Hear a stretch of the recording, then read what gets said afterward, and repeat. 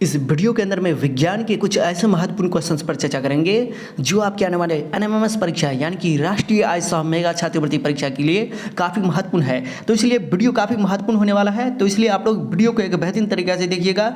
यदि आप लोग इस वीडियो को शुरू से अंतिम तक एक बेहतरीन तरीका से देख लेते हो तो यकीनन आप हम पे विश्वास कर सकते हैं कि आपको बहुत सारा क्वेश्चन आपके एनएमएमएस परीक्षा में बन जाएगा। तो चलिए दोस्तों, इस वीडियो को शुरुआत करते हैं। तो चलते हैं पहले प्रश्न की ओर। तो देखिए, पहला नंबर क्वेश्चन कहता है कि भूमि की उर्वर शक्ति को परिपोषित करने वाला जीव समूह क्या है। तो भूमि की उर्वर शक्ति को परिपोषित करने वाला जीव समूह है जैविक खाद। वैसे खाद और उर्वरक के बारे में आप लोग जानते होंगे, जैसे कि डीएपी लाते हैं, इसके बाद पोटास लाते हैं, यूरिया लाते हैं। ये हकीकत में खाद नहीं है, ये हकीकत में उर्वरक है।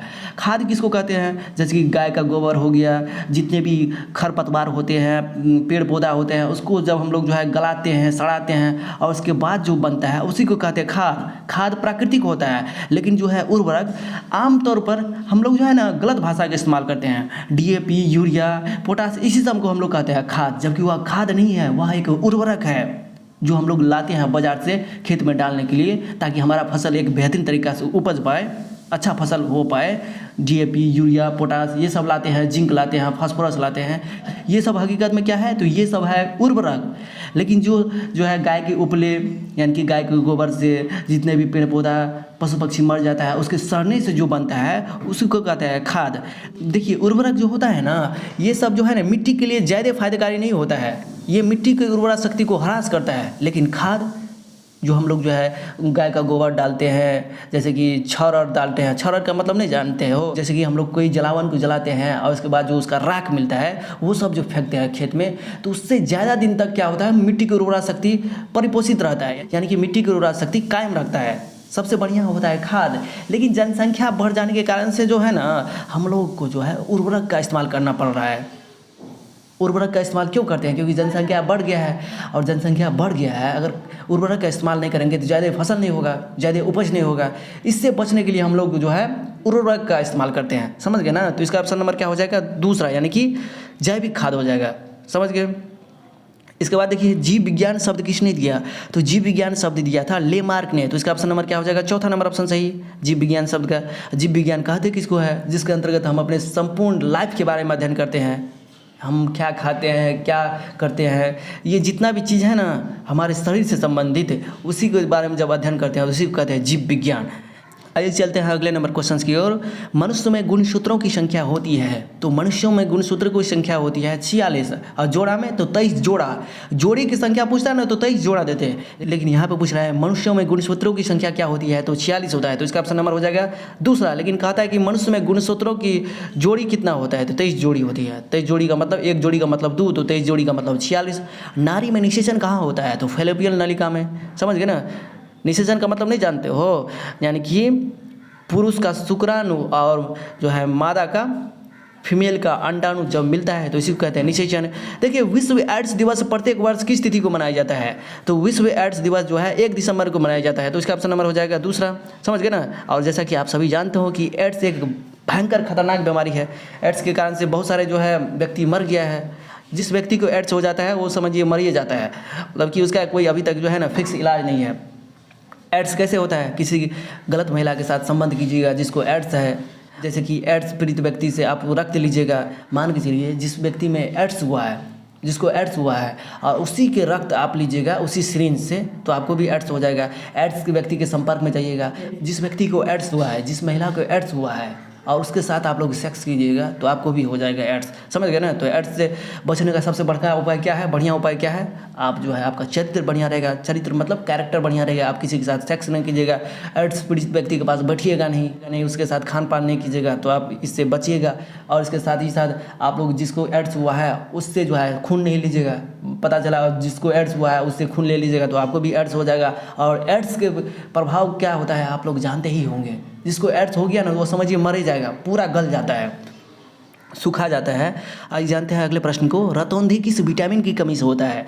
तो रतौंधी जो होता है विटामिन ए की कमी से। अब भाई रतौंधी कहते किसको है? जो व्यक्ति एक बढ़िया तरीक़ा से नहीं देख पाता है, चुनरा जाता है, अंधरा जाता है, मतलब कि बढ़िया तरीक़ा से नहीं देख पाता है, किस विटामिन की कमी से कारण, तो विटामिन ए की कमी के कारण, विटामिन बी से बेरी नामक रोग हो जाता है, विटामिन सी की कमी से स्कर्वी नामक रोग हो जाता है, और विटामिन डी की कमी से रिकेट्स यानी कि हड्डी का मजबूत नहीं होना विटामिन डी का कारण है। समझ गए ना। डीएनए का डबल हेलिकल मॉडल किसने दिया था, तो वाटसन एवं क्रिक ने दिया था। तो इसका ऑप्शन नंबर क्या हो जाएगा, पहला हो जाएगा। यहाँ देखिए 28 का हो गया पहला, इसके बाद देखिए 29 का क्या हो जाएगा, 29 का भी हो गया पहला।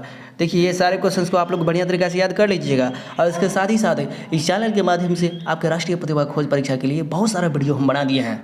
यदि आप लोग नहीं देखे हैं तो यूट्यूब पे सर्च कर लीजिए GKS स्टडी सेंटर राष्ट्रीय प्रतिभा खोज परीक्षा है, यानी तो GKS स्टडी सेंटर NMMS परीक्षा, तो आपको बहुत सारा वीडियो मिल जाएगा। यदि आप लोग सच में पास करना चाहते हो तो, यदि नहीं चाहते हो तो मत देखो। जो स्टूडेंट चाहता है कि इस एग्जाम को एक बेहतरीन तरीके से पास करे तो वो तो देखबे करेगा। अब बहुत सारे स्टूडेंट क्या होता है, पढ़ने वाला थोड़ी होता है, सब कोई पढ़ने वाला नहीं ना होता है। तो जिसको पढ़ना है, जिसको पास करना है तो वो देखिएगा, जिसको नहीं पास करना है तो वो नहीं देखिएगा। हमारा कर्तव्य क्या था, हमारा कर्तव्य यह था कि आपको बता देना कि इसी चैनल के माध्यम से आपको NMMS परीक्षा की एक बेहतरीन तरीक़ा से तैयारी कराई जाता है। तो यदि आप तैयारी करना चाहते हैं, यदि आप पास करना चाहते हो तो इसी चैनल पर जो है बहुत सारा वीडियो हम बना दिए हैं, आप लोग देख लीजिए, प्ले लिस्ट में जाइए। समझ गए। आइए चलते हैं अगले प्रश्न की ओर। वायुमंडल में CO2 गैस की उपस्थिति है, तो वायुमंडल कहते किसको है, हमारे चारों ओर क्या है, तो हमारे चारों ओर क्या है, वायु है, यानी कि हवा है। तो वायु के इसी समूह को कहते हैं वायुमंडल। वायु का समूह क्या कहलाता है, वायुमंडल। देखिए NMMS परीक्षा है, तो NMMS परीक्षा दे रहे हो तो उसके बारे में एक बेहतरीन तरीक़ा से क्वेश्चंस के बारे में समझना होगा। यहाँ पे समझना ज़रूरी है, रटना जरूरी नहीं है, इसलिए समझने पे ध्यान दीजिए। वायुमंडल में CO2 गैस की उपस्थिति है तो 0.03%। देखिए उत्तर में दे दिए हैं, इसको बढ़िया तरीक़ा से आप लोग याद कर लीजिएगा। देखिए इस चैनल के माध्यम से हम जो भी कराने का प्रयास करते रहते हैं, आप लोग यदि उस बात को एक बेहतरीन तरीक़ा से समझने का प्रयास कीजिएगा तो यकीनन आप हम पे भरोसा कीजिए कि आपको इस एग्ज़ाम को एक बेहतरीन अंक के साथ पास करने से कोई नहीं रोक पाएगा। समझ गए ना, क्योंकि हम किसी भी बात को समझाते हैं, रटाने का प्रयास नहीं करते हैं। तो जितने भी स्टूडेंट हैं आप लोग इस वीडियो को देखिएगा ही, और इसके साथ साथ हम जितने भी वीडियो डाल दिए हैं यूट्यूब पे, आप लोग सर्च करके उन सारे वीडियो को एक बेहतरीन तरीक़ा से देख लीजिएगा। आइए अगला प्रश्न देखिए। भूपर्पटी में CO2 गैस की उपस्थिति है। भूपर्पटी का मतलब क्या हुआ, भूमि के ऊपर, धरती के ऊपर जिस पर हम लोग रहते हैं, गाछ वृक्ष है, तो इसके ऊपर में क्या है, CO2 गैस की उपस्थिति कितना है, तो 0.02% है। वैसे यहाँ पे देखिए CO2 किसको कहते हैं, CO2 का मतलब होता है कार्बन डाइऑक्साइड। कार्बन डाइऑक्साइड लेता कौन है, तो पेड़ पौधा लेता है, हम लोग लेते हैं, ऑक्सीजन छोड़ते हैं कार्बन डाइऑक्साइड, और ये कार्बन डाइऑक्साइड आग को बुझाने में काम आता है। हम लोग गैस के रूप में क्या लेते हैं, तो ऑक्सीजन लेते हैं, और छोड़ते क्या है, तो कार्बन डाइऑक्साइड। कार्बन डाइऑक्साइड कौन लेता है, तो पेड़ पौधा लेता है। और जितने भी गाड़ियाँ चलती है पेट्रोल डीजल केरोसिन तेल से, तो वह गाड़ियों में क्या निकलता है, कार्बन डाइऑक्साइड निकलता है। धुआं के रूप में क्या निकलता है, धुआं के रूप में, गैस के रूप में क्या निकलता है, तो कार्बन डाइऑक्साइड गैस निकलता है। और इसी कार्बन डाइऑक्साइड गैस के कारण से पृथ्वी का टेम्परेचर बढ़ रहा है, तापमान बढ़ रहा है। आज हम लोग गर्मी क्यों लग रहा है, क्योंकि कार्बन डाइऑक्साइड की मात्रा बढ़ गया है। समझ गए ना। तो इसी कार्बन डाइऑक्साइड की मात्रा को नियंत्रित करने के लिए हम लोग को ज़्यादा पेड़ पौधा लगाना चाहिए। पेड़ पौधा लगाएंगे, जितना पेड़ पौधा लगाएंगे तो उतना कार्बन डाइऑक्साइड हुआ क्या करेगा, लेगा। और जब कार्बन डाइऑक्साइड नियंत्रित रहेगा तो इतना गर्मी नहीं लगेगा। समझ गए ना। तो सारे क्वेश्चंस को एक बेहतरीन तरीक़ा से देखते जाइए और पढ़ते जाइए। जब कभी भी कहीं पे आग लगता है मकान में या किसी बड़े घर में, जहाँ पे मतलब कि ज़्यादा मतलब कि रुपया टका रहता है, ज़्यादा धन रहता है, तो वहाँ पे देखिएगा कार्बन डाइऑक्साइड गैस का छिड़काव किया जाता है। क्योंकि कार्बन डाइऑक्साइड गैस जो होता है ना, वह ऑक्सीजन का संपर्क को तोड़ देता है। और हम लोग जानते हैं कि कोई भी चीज़ जलता है ऑक्सीजन की उपस्थिति में। जब कहीं पर भी हवा नहीं रहेगा तो वहाँ पे क्या होगा, जलेगा नहीं वह वस्तु। इसीलिए जो है कार्बन डाइऑक्साइड गैस को दिया जाता है ताकि जो है उसका ऑक्सीजन से संपर्क तोड़ दे। त्रियक नियम किसने दिया था, तो डॉबरनेर ने दिया था। त्रियक नियम किसने दिया था, तो डॉबरनेर ने दिया था। अष्टक सिद्धांत किसने दिया था, न्यूलैंड्स ने दिया था। ये सारे क्वेश्चंस को आप लोग याद कर लीजिएगा। समझ गए ना। आवर्त सारणी का खोज किसने किया था, तो मेंडलीफ ने किया था। आधुनिक आवर्त सारणी का प्रतिपादन किसने किया था, तो हेनरी मोसले ने किया था। हेनरी मोसले भी कभी कभी कहते हैं 1913 ईस्वी में। ये सारे क्वेश्चंस को आप लोग याद करते जाइएगा और कॉपी में लिख लीजिएगा, फेयर कर लीजिएगा, नोट्स बना लीजिएगा।